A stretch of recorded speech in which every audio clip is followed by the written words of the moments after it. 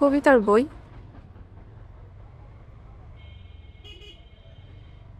কিন্তু আমি তো আপনাকে বাংলা অভিধান আনতে বলেছিলাম। আপনার ঠোঁটে কবিতা খুব মানাবে।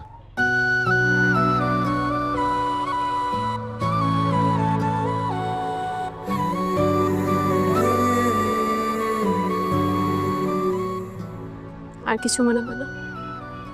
ওই যে সংসার।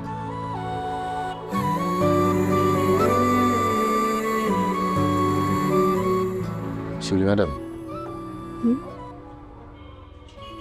আপনার চোখে সত্যিই সংসার ভাসে। আর চাকরিটা আমার জন্য না, তাই তো? তাই তো।